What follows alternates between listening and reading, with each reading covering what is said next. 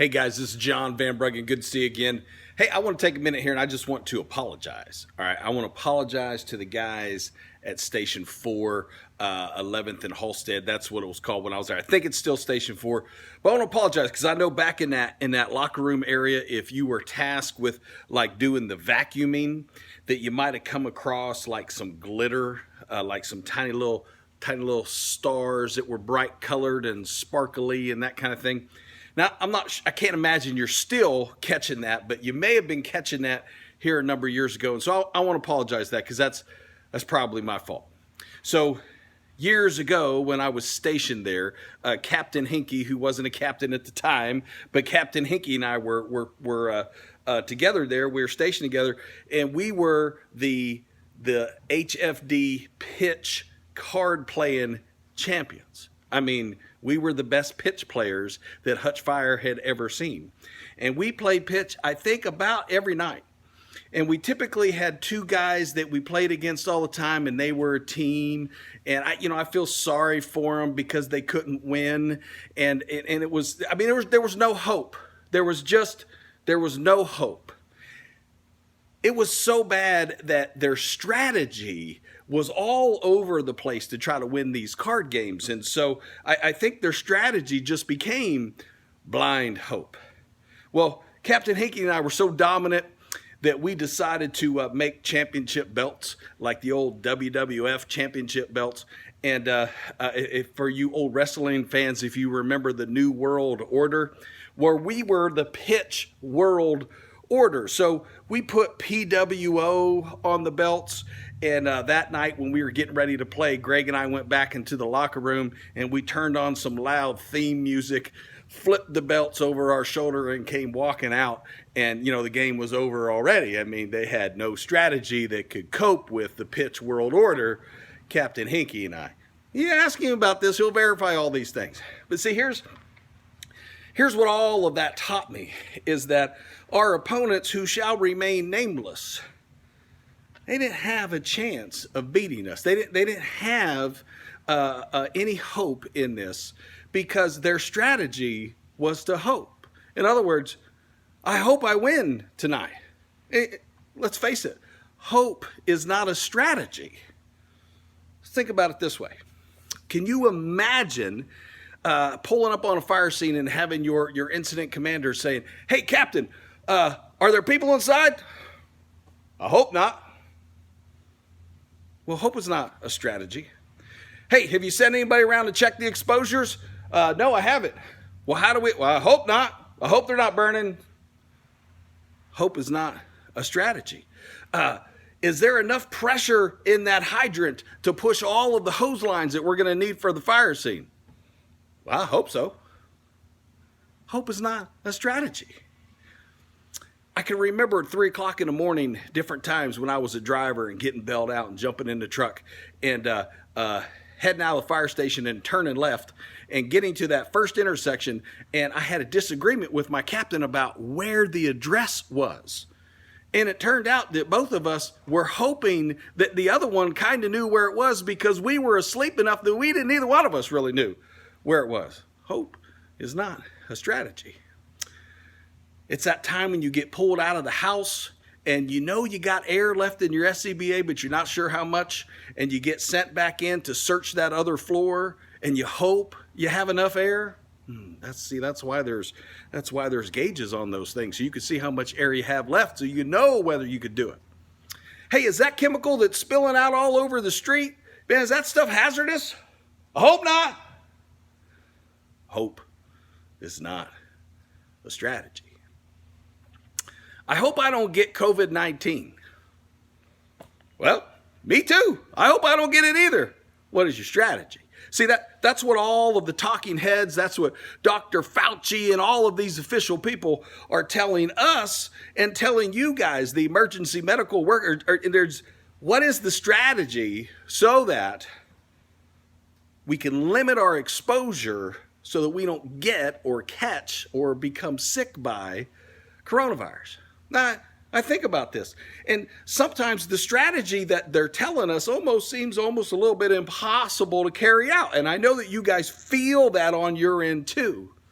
It's awful hard at times not to project blame onto the people that you make runs on when you see how they live or what their house looks like on the inside or decisions that they have made that have caused whatever it is that's afflicting them in the moment. So what is the strategy that as a community we are employing so that we can limit our exposure to COVID-19 and coronavirus?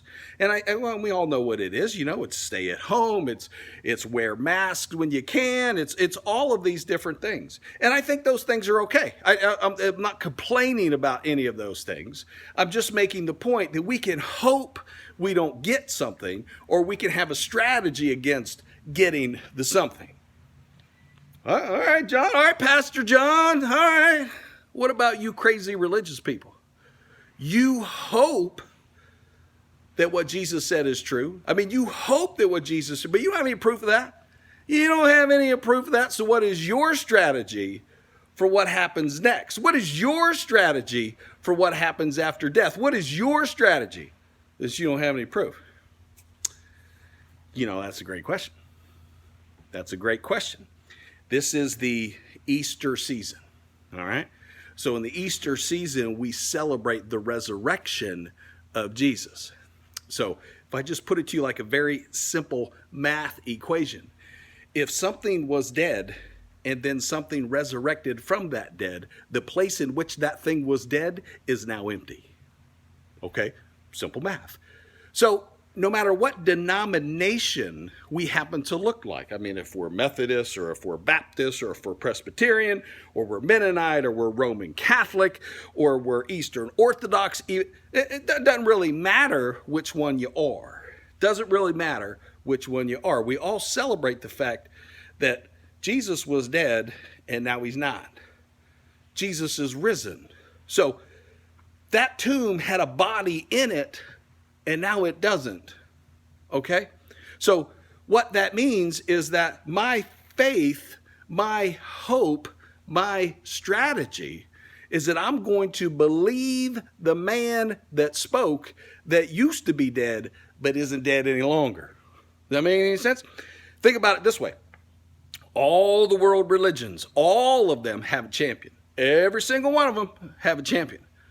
And every one of those world religions, every one of those champions, you could go to their grave and burn incense, lay flowers, sing songs, do whatever it is you want to do. Buy memorabilia, take it home, and nail it up on your wall. You can do any of that kind of stuff you want to do, except for one. Except for one. Now, you can go visit where Jesus purportedly was buried, but he ain't there anymore. Why? Because he is risen. See, this is the mystery of our faith. This is the mystery of Christianity. The mystery is that Christ has died, Christ has risen, and Christ will come again. Now, think about that. Think about it as a math equation. Christ has died. That's the first number plus Christ has risen equals Christ will come again. See, if Jesus did the first two, if he did the first two, Christ died, Christ is risen, if he did those first two, I'm pretty sure he's going to do the last one. I'm pretty sure that the last one, that he will come again, is a fact. And here's what I'm basing that off of. Ain't nobody died and came back to life before. That doesn't happen. All right? And not only did it happen, he said it was going to happen. He said, this is going to be. And it was. That's like Babe Ruth calling a shot and then hitting the home. Jesus did exactly what he said he was going to do. Christ has died. Christ is risen. Therefore, Christ will come again. That's not blind faith. Okay? That's not hope without a strategy. That's hope because of a strategy. That's hope because of a living hope. See, here's the thing we got to understand, is that Christians don't have hope in an idea. We don't have hope in a doctrine. We don't have hope in a book. We have hope in a person. That person is our living hope. He is our living hope because he was crucified. He was died. He buried. He descended to the dead. And then 3 days later, he rose again, just like he said he was going to. Man, if he can do all that, I'm going to believe the other stuff that he said as well. That making sense? That making sense? Hope is not a strategy. Hope is definitely not a strategy. Hope is a person, and that person is Jesus. And so what I'm asking you to consider, do you know hope? Do you have hope? Can you embrace hope? Is there enough of an inkling there for you to question whether or not living hope is real? Because if there is, then it's the thing that you ask. You lay down, you're going to bed, you're waiting for that alarm to go off, and you say, all right, God, whatever. I'm not sure I believe in you or any of that kind of stuff, but let me just say this. Let me just ask this. Are you real? And then sit back and watch God work. Will it be like this? It might, but maybe not. Maybe it'll take a little bit of time, but I guarantee you something will occur where every bit of you will go, that's God. Every bit of you will go, that's God. See, it's neat. Peter, who was Jesus's buddy, right? Peter was Jesus's buddy. He wrote many years later when he said, hey, we're eyewitnesses of this. We're not writing this because we're making it up. We were eyewitnesses of his glory. And here's the thing, even today in the church, why do I stand in front of this stupid phone and talk to you guys? I'm an eyewitness of his glory. I've seen it. I've seen stuff happen in my life and in the life of other people that I can't explain. I can't explain it unless there was a supernatural reason. And that supernatural reason that it occurred is because Jesus is who he said he is. And if he is that, then I'm in. Then I'm all in. Hope is not a strategy. Hope is a person. Hope is a person. Be safe. Keep us safe. I hope that you guys are employing all of the things that they're asking you to employ. And if you're at Station 4 and you're walking through that locker room and you happen to see a little bit of glitter, hey man, I'm sorry. Captain Hinky is probably the one who dropped it on the floor. You guys take care. I'll talk to you soon.